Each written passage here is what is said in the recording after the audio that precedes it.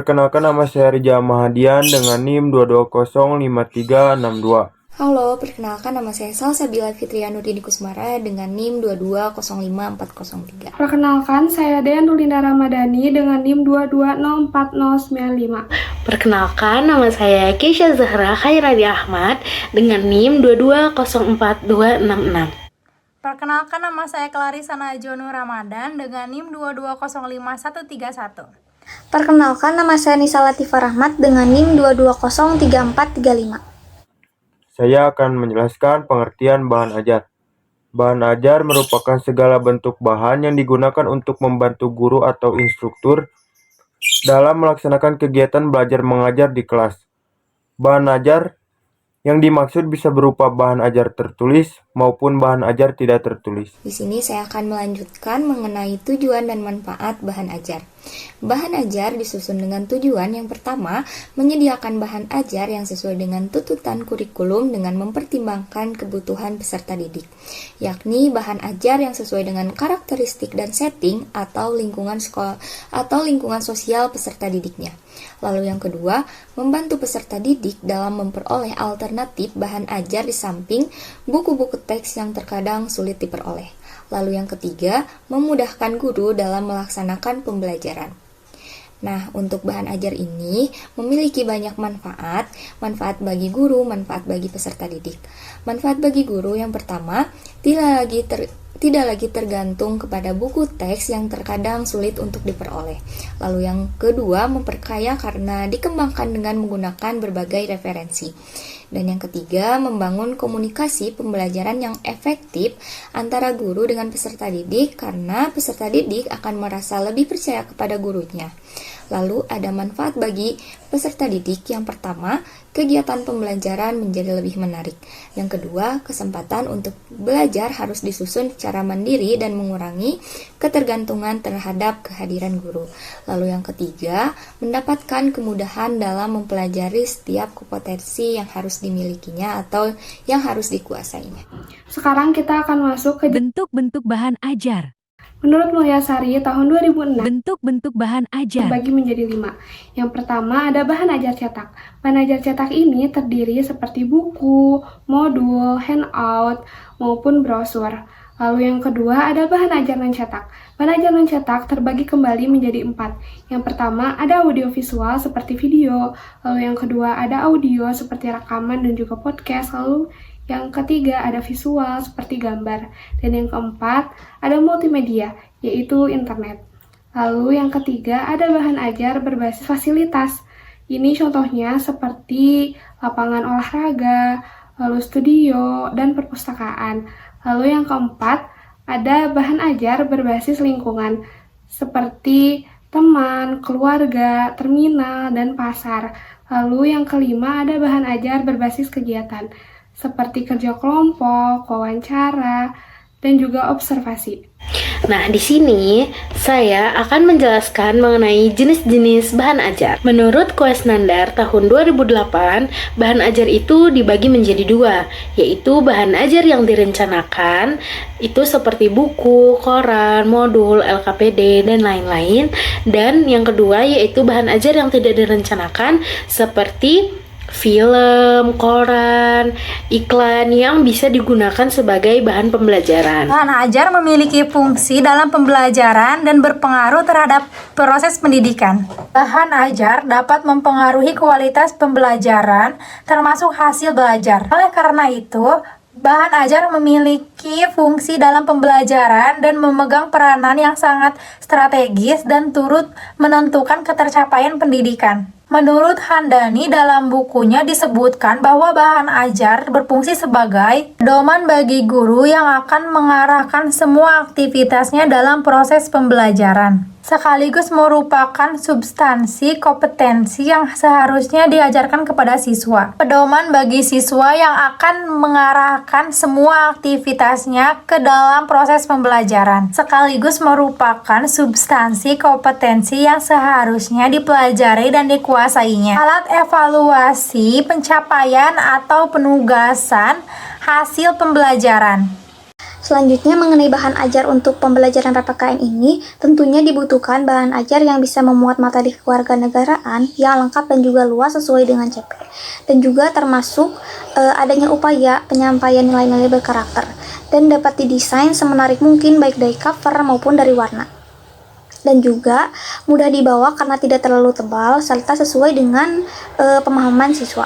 Nah, maka dari itu, menurut kelompok kami, bahan ajar yang cocok untuk diterapkan dalam pembelajaran PPKN ini adalah bahan ajar berkarakter atau berdimensi penguatan pendidikan karakter dengan contoh kontekstual, di mana bahan ajar berkarakter ini menghubungkan antara materi pembelajaran PPKN dengan situasi di dunia nyata, sehingga akan mendorong siswa dalam membuat hubungan antara pengetahuan yang dimilikinya dari materi yang ia dapatkan dengan penerapannya dalam kehidupan sehari-hari. Dan juga siswa akan menemukan makna dari materi yang dipelajari sebagai pengalaman. Selain itu, siswa juga akan menyadari bahwa apa yang ia pelajari di kelas itu akan sangat berguna bagi kehidupan sehari-hari. Tetapi kembali lagi bahwa setiap anak itu memiliki karakter yang berbeda-beda. Dan juga setiap tingkatan di SD juga memiliki karakter yang berbeda-beda. Maka dari itu, efektivitas dari suatu bahan ajar juga akan bergantung kepada karakter dari anak-anak itu sendiri. Assalamualaikum warahmatullahi wabarakatuh. Selamat pagi, Ibu. Iya, selamat pagi. Perkenalkan, kami dari mahasiswa Prodi Pendidikan Guru Sekolah Dasar Fakultas Ilmu Pendidikan Universitas Pendidikan Indonesia. Maksud dan tujuan kami di sini ingin mewawancari Ibu mengenai bahan ajar pendidikan kewarganegaraan atau PKN di sekolah dasar. Sebelum melanjutkan ke sesi wawancara, boleh Ibu untuk memperkenalkan diri terlebih dahulu dan juga asal sekolahnya. Assalamualaikum warahmatullahi wabarakatuh. Saya memperkenalkan, nama saya Lia Riliana, asal sekolah saya di SDN Cikaliki. Ya, ada yang bisa dibantu adik-adik? Baik Ibu, salam kenal dari kami. Terima kasih sudah mau diwawancarai sebelumnya. Kita ada beberapa pertanyaan yang mungkin bisa jadi ilmu juga bagi kita ke depannya gitu. Baik, pertanyaan pertama akan dilontarkan oleh Kang Rizal Mahdian. Untuk Kang Rizal Mahdian, dipersilahkan.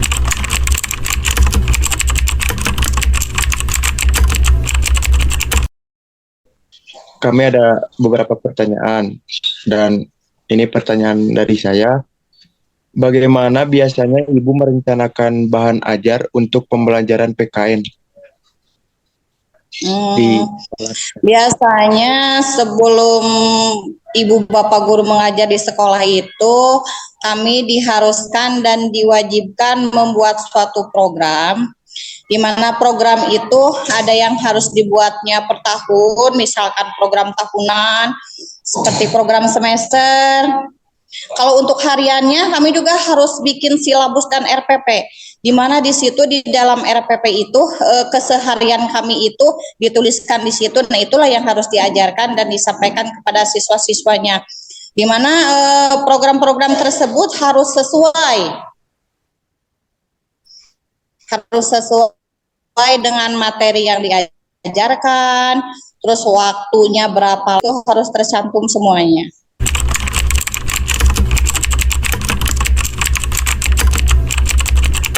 Baik, ada pertanyaan yang kedua dari saya. Apakah Ibu memiliki sumber daya atau referensi tertentu yang Ibu temukan bermanfaat dalam mengembangkan bahan ajar PKN? Ya, banyak. Bisa kebetulan saya itu mengambil kelas 5 ya. Kalau kelas 5 itu biasanya bukan dari buku sumber aja. Kami ini mengambil dari kegiatan sehari-hari, terus pengalaman siswa-siswinya, terus dari buku perpustakaan misalkan, bisa. Terus dari pengalaman keluarganya misalkan diceritakan secara sendiri oleh siswa. Nah, itu bisa menjadi referensi untuk siswa-siswa tersebut. Karena sekarang ini kan pembelajaran itu kan bukan dari buku sumber aja ya, melainkan dari pengalaman siswa juga. Itu bisa dijadikan acuan pembelajaran buat siswa dan kami juga.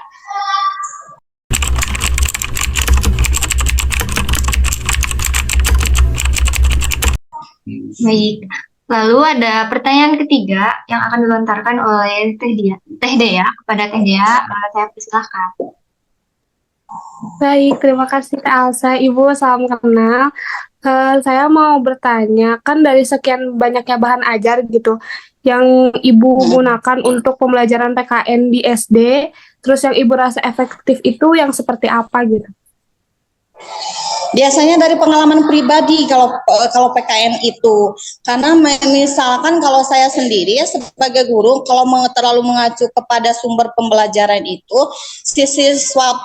siswa itu sendiri biasanya kurang mengerti. Nah, kalau kami menggali dari pengalaman dia sendiri di rumah atau di masyarakat, nah itu justru lebih difahami oleh siswa itu sendiri, biasanya seperti itu.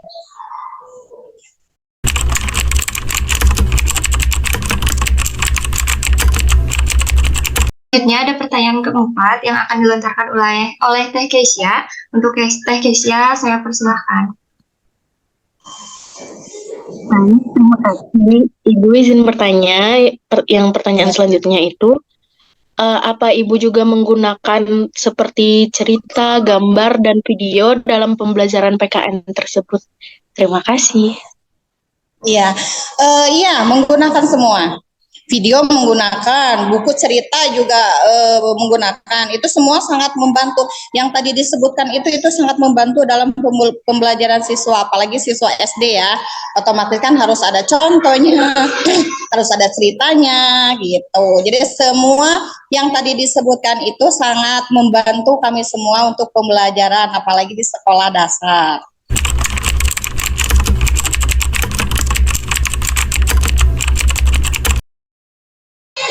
Baik, untuk pertanyaan kelima akan dilontarkan oleh Teh Clarissa. Untuk Teh Clarissa, saya persilahkan.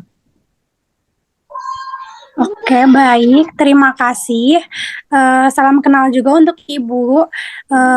Di sini saya akan menanyakan apakah ada kesulitan dalam membuat bahan ajar? Alhamdulillah sejauh ini tidak ada kesulitan.